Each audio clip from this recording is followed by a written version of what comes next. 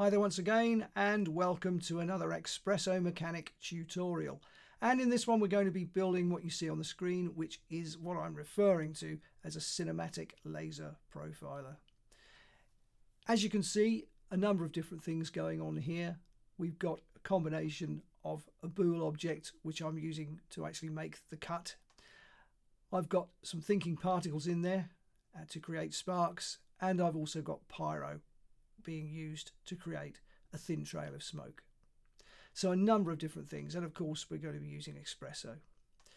That's what we're going to be about in this tutorial, so without further ado, let's see if we can make this happen.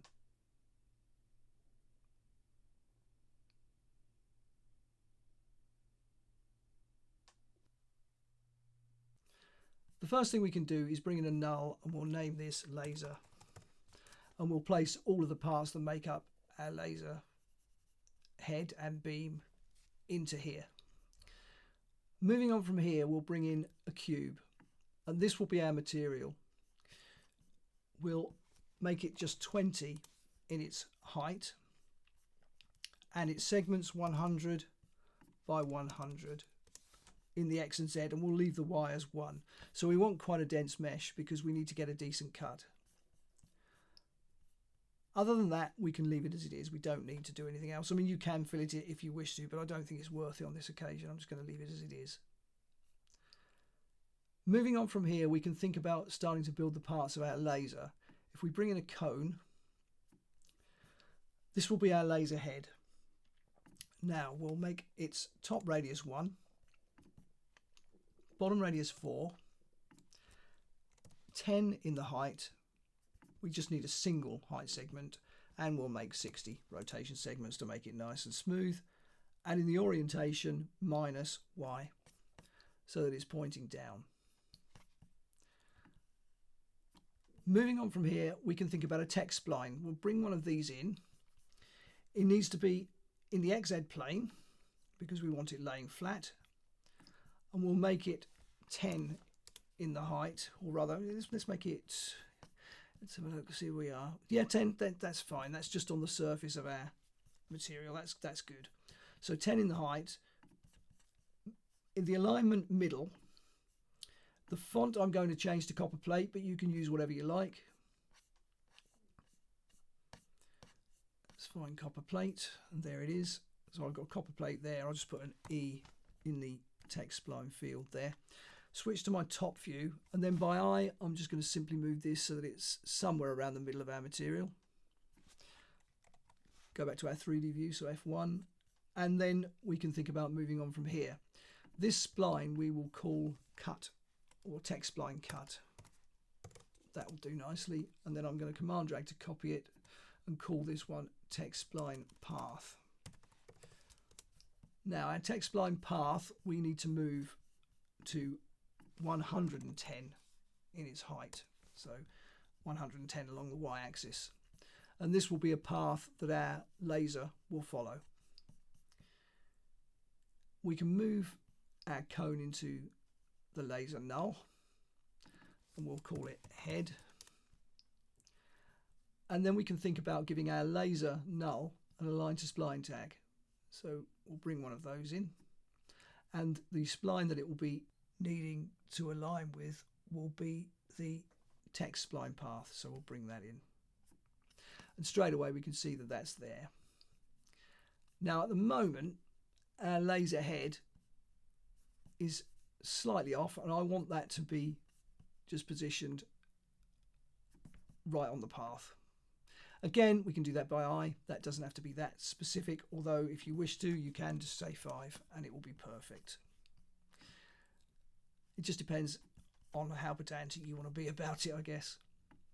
But that's fine. That will work nicely for us. And now if we work with our position, we can get it to follow, and that's all good. Now, the one thing we do need to do is check our splines, because at the moment they are not uniform, and they need to be. They're adaptive at the moment. We need to make these uniform. That's very important. Otherwise things won't work out. So just change the intermediate points. You can change the number if you wish, but we'll leave it as it is for now. If we need to change it, we can do that later. Okay, great. So we've got things underway and we can think about the next steps. I'll bring in a circle and this will be 0.5 in the radius. So a very small circle. I'll hold down my Option key and drop this into an extrude. And what I need to do is just move this extrude into my laser null. And this will be our laser beam. And we can then zero it out. Oops, select it again, zero it out. Okay, now at the moment it's in the wrong direction. Let's go into our beam object and make this. In fact, let's change the circle's orientation to XZ. That's the easiest way to do it. And now we can see that this is pointing downwards, and if we switch to our right hand view, so F3, we can see that that beam is aligning perfectly with the top of our material, and that's what we want. So we've got our laser and we've got our beam. Now at the base of this laser beam I want to put a half sphere, so a hemisphere at the base of the laser, and that's going to be a glowing will have a glowing texture on it, an emissive texture, and it will make a nice sort of bright point of contact where the laser is actually cutting through the material. So let's bring in a sphere. It will be a hemisphere, and that's already correct, but it needs to be a lot smaller. We can make it 1.5 in the radius, and we can bring it into our laser null just under the head, and we can make it align correctly. Let's go into our coordinates. We don't need to change the position Y, that's fine. Let's just align this here. And in fact, I think we do need to change. If we just go to my right hand view again, so F3, yeah, I do. I just need to bring it back to -100. And that gives us that. And we can see that that's going to do quite a nice job for us. And we'll also use this hemisphere to emit the smoke from Pyro. So that's going to be useful in two different ways. And once again, we'll use it for actually our thinking particles. We'll emit thinking particles from it too. So it's going to serve a number of different purposes. And because we need to use it for those various different purposes, and particularly for the thinking particles, we actually need to hit C to make it editable. Otherwise it won't work with the thinking particles. But that's great, that's in there and it's ready to go. And we can see, if we just play with the align to splines position, that everything is going to follow along as it should. Fantastic. The next thing that we can think about then is creating a bool to actually make the cut, and that will be what we're going to do next. I'm also going to make the cube that makes our material editable, so C, because that will be important, because the thinking particles will need to bounce off of it, so we'll make that editable. The next thing to do will be to bring in a rectangle, and this we will use with our spline cut. So we'll bring this down here, put the rectangle above it, and then work with our width and height. So our width we can just simply make 1, and our height will make 50. And then select the two of them, hold down Command and Option, and drop these into a sweep. And that's created what we can see here, the shape of our letter E. If we drop our sweep down, we can make sure that it actually intersects correctly with our material. Just drop it down somewhere around there. And that looks really nice. That's going to do the job. If anything, it is a little bit too deep. We could make it slightly less. We can make the rectangle slightly less deep, and then we'll have to just adjust and bring this back up so that it cuts through. It's the sweep that we need to move, not the... That's it. Make sure that that cuts through there. And that's okay. That's going to work fine. So we're ready to go on that score. We've got what we need to make our cut set up. So we can call this cut. Now the two of these, or rather the cube and the cut, they need to be dropped into a bool. So again, hold down Command and Option, and we'll get a bool and drop these in. So let's see where we are with that. We just need to get a hold of one of these, drop that in there. Okay, A subtract B is fine. We do want high quality and hide new edges. So everything is working, and we can see that we've got a cut that's been made. It's actually taken the correct path and made that work as we needed to. Now the only other thing that we need to do is just double check what's going on here. Let's just go into our top view. Just make sure that everything is okay and it's aligning okay. Let's have a quick look. Yep, we're aligning okay, so we can see that that's in the gap and it's in the center, so that's fine. That's all doing what it should be doing. Fantastic. Now, in order to make this work correctly, we need to work with our sweep NURBS end growth, so with our cuts end growth. And if we bring this back to 0, we can see that the cut disappears. So yeah, that needs to start from 0. It needs to start here. Let's see where we are with our position. So that's also at 0. That being the case, the two of these can work together. If we bring a null in and we call this Expresso, we can add the Expresso tag, and we're ready to start making things happen.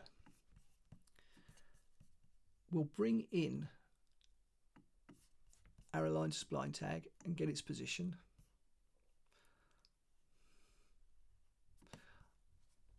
At the output stage, so that's ready to go. And then all we've got to do is pass this to our cuts, or our sweeps, as we should perhaps refer to it.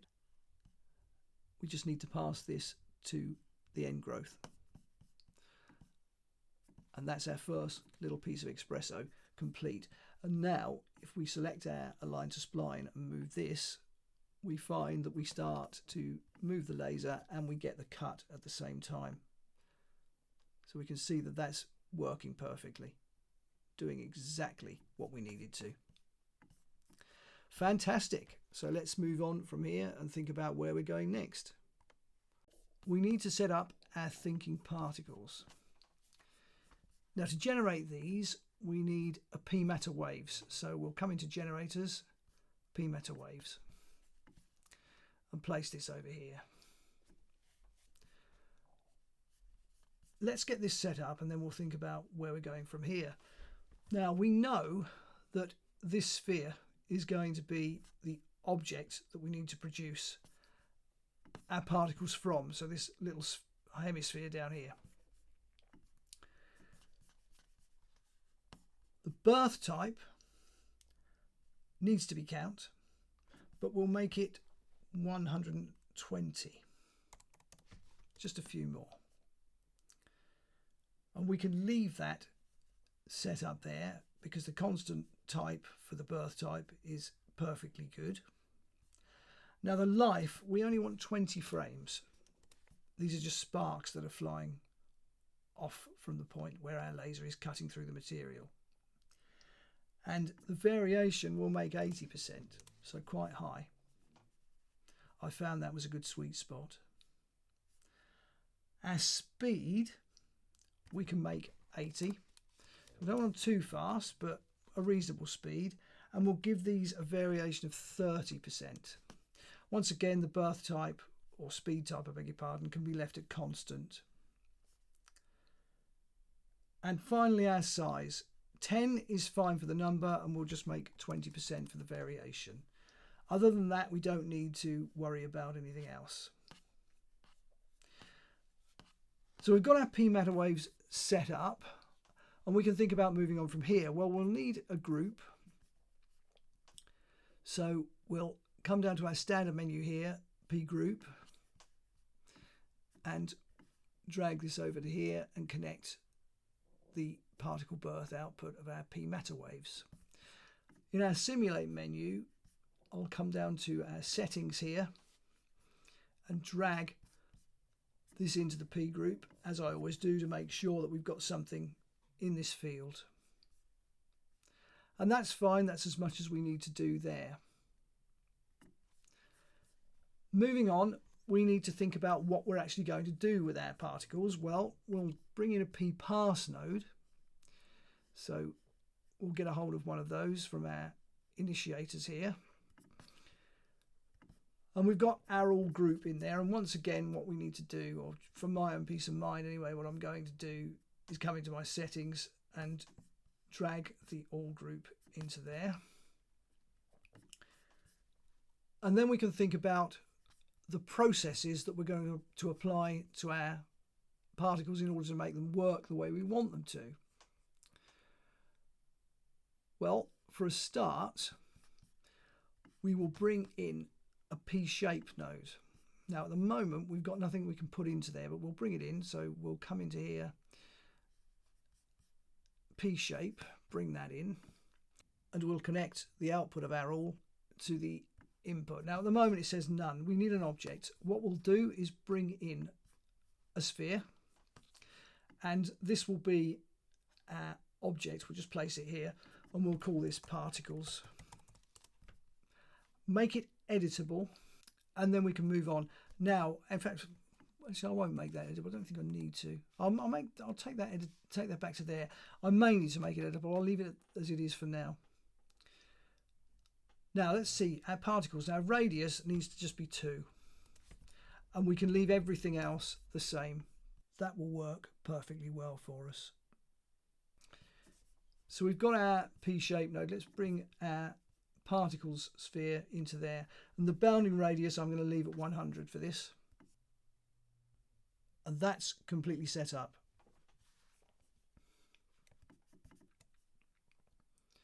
The next thing we can worry about is the size of our particles. So we'll bring in a P size, which is just below our P shape in our standard menu. Bring that in and we'll connect the output of our P pass. So in our P shape, our size we can leave at 10, but our variation we can make 20. And that should be okay for now. If we need to, we can play around with the overage. We won't do that just yet. If we need to do it, we will. But we'll leave that as it is. We've got our P size set up. The next thing we need to worry about is gravity to pull our particles down towards the surface of our material. So we'll bring in a null and we'll just drop it here and call it gravity.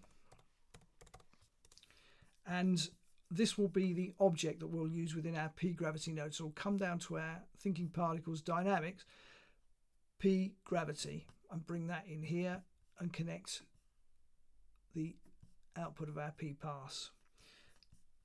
We've got an object port here that we need to drag our gravity into, or an object field I should say. Now at the moment our gravity is pointing along the z-axis. We need to rotate this through 90 degrees and make it point downwards. So let's just hold down the shift key, rotate through 90 degrees, and now it's going to pull the particles downwards. Fantastic. The next thing we need to worry about is making our particles bounce off of the surface of our material when they hit it. So we'll bring in a P deflector. Once again, thinking particles dynamic, P deflector. Put this over here. Now a P deflector needs to be connected to, well, our object, it needs to be the material. So we'll bring in our cube and drop that in there. The deflector type I'm going to make object. So we'll just do that there. I'm just going to consult my notes to see what else I've got to look at. That's correct. Our bounce is 100%, and I'm going to give it a variation of 40. And that's as much as we need to change in that deflector. We don't need to do anything else. It's working fine for us. And the collision type will be front because it will be the outside edges and polygons of our object. So that's fine. Let's just give this a quick run and see what happens. And we can see that we've got particles spraying everywhere when we start to cut. Now that's fine, but at the moment they're quite well spread. And what I want to do is try and rein this in a bit. And in order to do that, I'm going to bring in something that we've not used before. In our dynamics here, we've got a force object, a P force object, and I'm going to bring that in. Now let's just drop it down here and connect the output of our P pass. Now all you need to do is bring an object into here. Well, what kind of object? Well, the answer to that is in our simulate menu here, we've got our forces, and in here we've got a field force, and that's the object that we need. So we'll bring the field force in and we'll drop this into the sphere and zero it out. And then we can worry about what we want to do with this. In our object tab here, we can do different things with it. So we've got velocity type, we can add to velocity, set absolute velocity, and we can change direction. Add to velocity is fine, but what we need to do is actually set this to -6 because we want our particles to slow down. We're kind of creating a drag force on these particles in order to make them a little bit less unruly. Now, in our fields here, we'll bring in a spherical field. So we'll get a hold of one of those. We've got a spherical field here. Bring that in. Now, the size of the field needs to be about 30. So we'll make that 30. And then we can work with this inner sphere that we've got here. We've got a smaller sphere here, and that relates to the objects. Where are we? Well, there's the remapping. That's what we want to look at. The remapping. That relates to the objects remapping. So we want to bring this inner offset just in a bit, and we can see that the remapping is changing accordingly. We'll bring this quite close to our hemisphere. And again, just do it by eye. There's no absolute correct way of doing this. But I'm going to bring that to there. Okay. So I've got my field force and it should be okay. So let's just select that and we can just bring this field force into here. Take this back to 0. Now at the moment we've still got a handful of particles. I'm not too worried about that. But let's see what happens now. And we can see that they're concentrated around the hemisphere now. They're not moving anywhere near as far as they were before. And that's good. That's what I want. That's exactly what I need to happen. So that's made that a little bit more under control. And I think it gives a better result. By all means, have a play around with the field force here. Play around with all of this and see what it does. And try different types of spherical field. I mean, I've got a spherical field there. Try something else. Try a different shape if you wish to. But I think for this, a spherical field is ideal. Okay, so that is doing what I want it to do. And I can make the spherical field invisible, which is what I need it to be. So we'll just get rid of that for the moment. And that's disappeared. It only appears when you select it, so that's fine. And that basically completes the setup for our thinking particles. That they're all now working as I want them to. Now, the only thing is they're working constantly.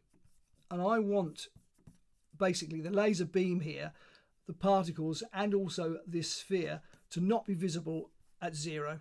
I want to switch them off. So what we need to do is make a few adjustments here and there. For a start, we need to give the P matter waves an on port so that we can switch this on and off. And then we need to bring in a few more nodes and set things up accordingly. So we'll bring in a time node for a start. That's a good one to bring in. First, we'll take away the time port and add a frame port, as I always do. And then we can bring in a compare node. We'll bring a logic compare in. Plumb the output of the frame into the input 1.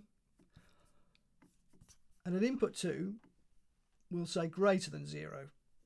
So when we're greater than 0 frames, we want something to happen. Well, for a start, we want to turn on our P matter waves. So we can plumb this directly into there, and that will do the job for us. Now, this beam here, which of course is our extrude object that creates our laser beam, we want this to be off at 0, so we'll bring that in, and in our basic properties we'll use enabled here. So now at 0 we can see our laser beam has disappeared. That's fine, that's what we want. And then the last thing we need to worry about is this sphere. We'll bring this in, do a little bit of reorganization. Just shift select that one, just drag it down. We've got our sphere here. Now, in order to make this visible in the renderer and also the viewport, we actually need to bring in another node. We can't just directly plumb this in because it will work back to front. So we'll get it on at 0 and off at every other time if we do that. Let's just bring in a knot from our bool menu, connect this to the input of the knot, and then connect the output of the knot to both of these. And now that hemisphere has disappeared. Now at the moment we've still got a handful of particles there, and the way to get rid of those, it's the only way you can really do it. I mean, if we play the sequence, they're still going to be there, but now they've disappeared. So you can play the sequence and that will make them disappear when you go back to 0. That's fine. So that now should all be working as I wanted to, and it does. We can see that when we're greater than 0, we're actually getting our laser beam and our particles. So that's fantastic. Now, let's have a look and see where we are next. At the moment, we just have a letter E in both our text spline path and also our text spline cut. If we wanted to control that so that we could change the spline to a different letter, or maybe even a spline that you've created yourself, we can do that by adding some user data. So what I'll do on my Expresso is coming down to my user data here and say add user data. And I'll call this character, but it could be, as I say, any spline, but I'll call it character for the sake of it. I'll add a group, drop this into the group, and rename my group just control. And in my character, I want this to be a string. And we can hit OK. And now we've got a control tab and we can bring something into here. Now at the moment, we can say it's a letter E, so we'll put that in. And then what we need to do is drag our Expresso into here. In our control, select character. And then we can simply bring in both of our splines. So if we select our path and command select our cut, we can just drag the two of them in, set them up here. And in our object properties, text spline and text spline. And those two are now controllable via our user data. And that completes the Expresso. That's as much as we need to do to get all of that side of things working. And it's all in one expression and it works fine. So if we come into our Expresso now, we can say, I don't know, X in here, and instantly we got an X there, and we will have an X down here. So that's all working as it should and looking really nice. So that's great. The next thing that we need to do is think about probably animating our laser beam and getting it to actually move around our spline and cutting out our shape. Very easy to do. All we need to do there is move it using our spline paths or our align to spline expressions position. That's as much as we need to do. So at 0 we can record it. We'll give ourselves a few more frames. I mean, I'll give myself 2000 actually, because this does need to move quite slowly. And if we just cut to the end, so go to frame 2000, we can make this 100% and record there, and that's fine. That's all good. Come back into our Expresso and make that an E again. And there we go. That's looking great. Just go back to the beginning and everything is off, and that's all nice. And then if we just play, we now start to make a cut. And at the moment it's quite slow, because what we've got, if we go into our timeline F curve, we can see that this is an ease in, ease out. We'll make it linear for what it is. I think it's probably fine to do that. And now we're getting a different result. But we can see that our laser is doing the job. Everything is working. And it's all looking very, very nice. And it's working the way it should.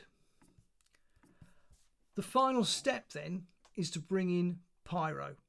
But before we do that, we just need to bring in a particle geometry. So TPGeometry, we want one of those. Just drop it under the gravity. And we just need to bring in our particle group. So in our simulate menu, once again, settings, and we can just drag our all group into here. And now our particles will actually be physical particles, and we should see, if we zoom a little bit closer, that they are in fact spheres, and we can see that they are. So that's great. That's working exactly as it should be, and we've got it set up really quite nicely. Fantastic. So let's have a think about Pyro. The first thing to do is add our Pyro tag, and as we mentioned earlier, it will go on the sphere because that's the object that's going to produce the smoke. So in our tags, come down to simulation, Pyro emitter. The first thing I'm going to do is set the fidelity to 100%, and the sub-steps I'll make 2. It will be an emission type from the surface. We can see that it's already doing something. The thickness needs to be 1 because I don't want very thick smoke. I just want this to be quite subtle. Subtlety is what we're going for here. That's fine.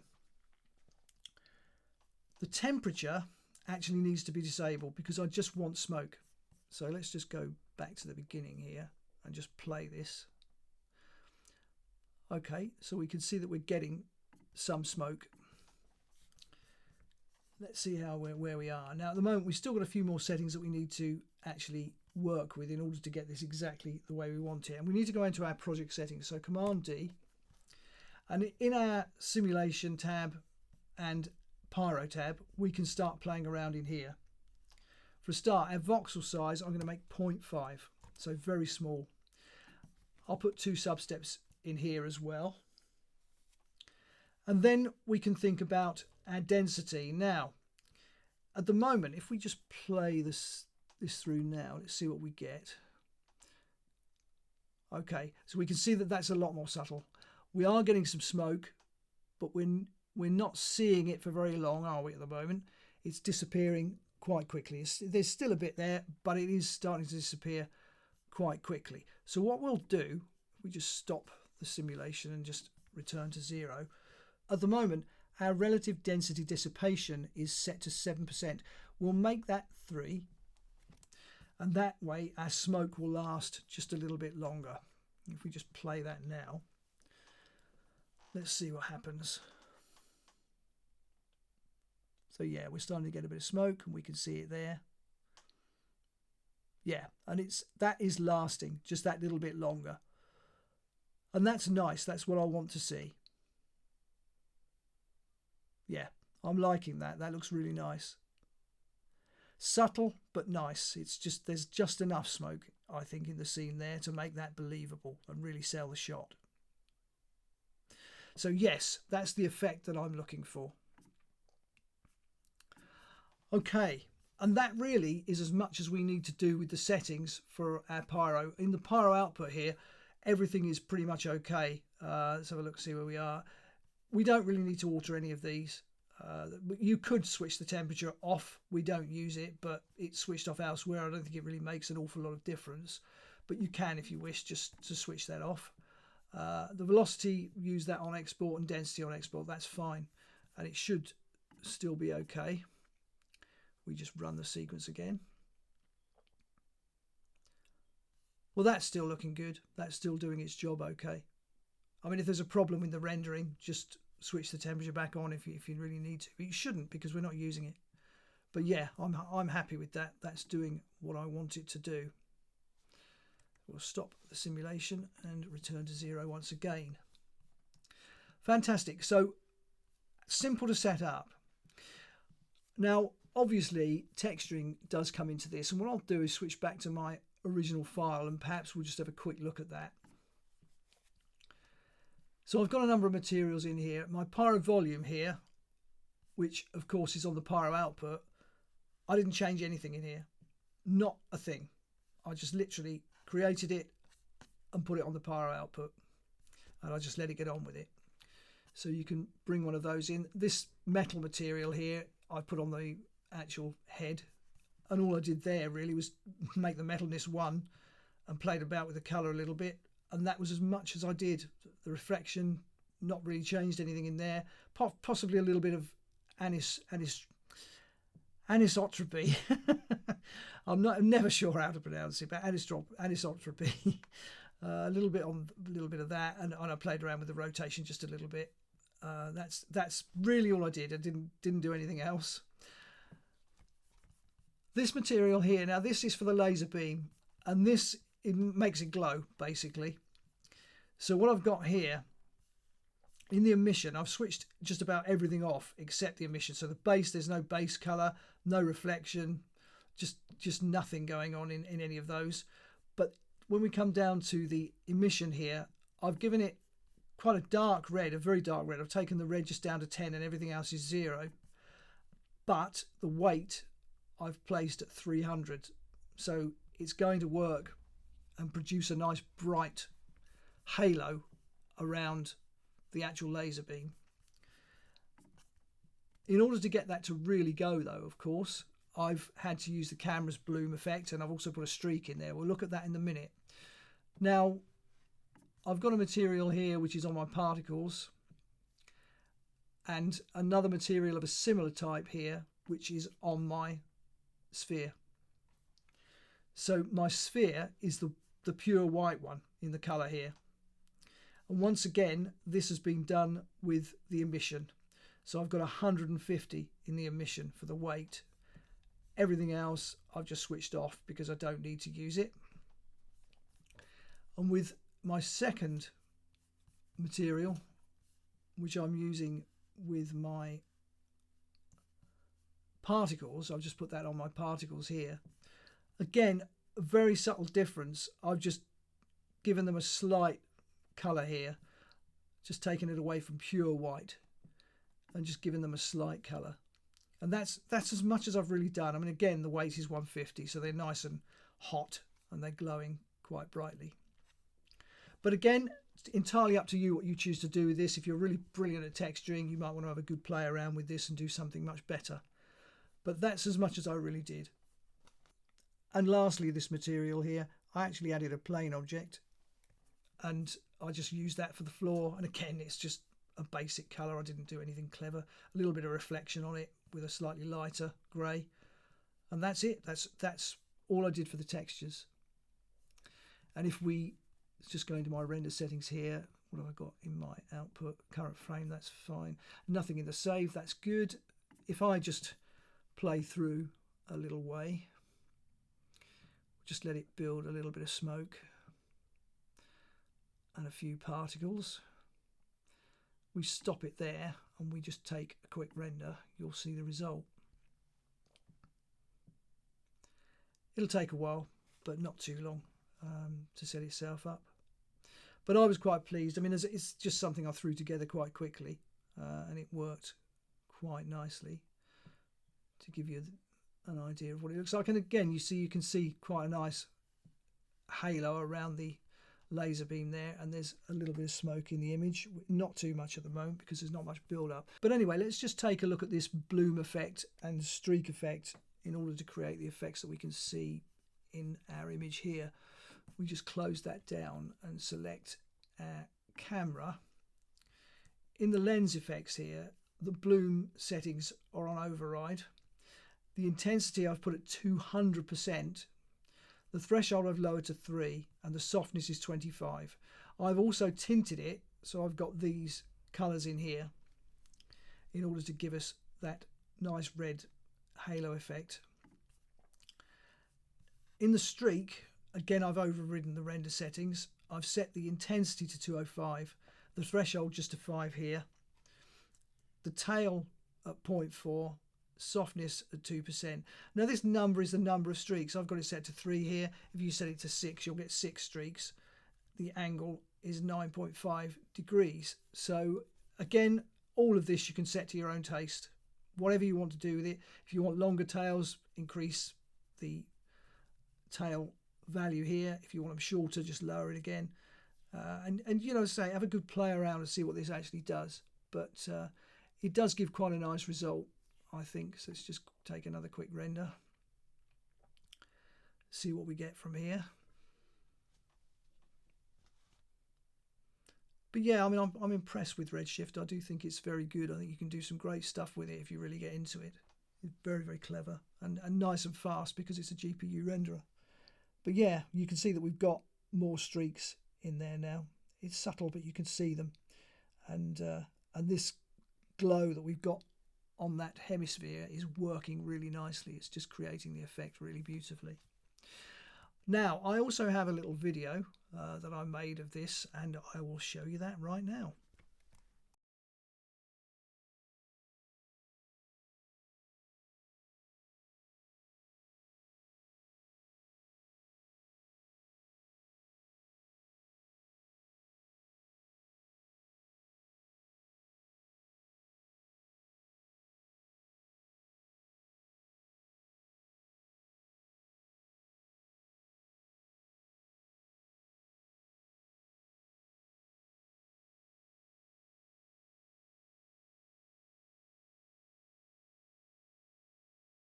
And there you have it. So it's not too bad. It gives quite a nice result in the end. Not perfect, but as I say, it's not the finished product. But hopefully it's something that's giving you an idea that it can look quite nice if you really make the effort. The last thing I should really mention is that on both my sphere object and also my beam, I've added these two Redshift object tags.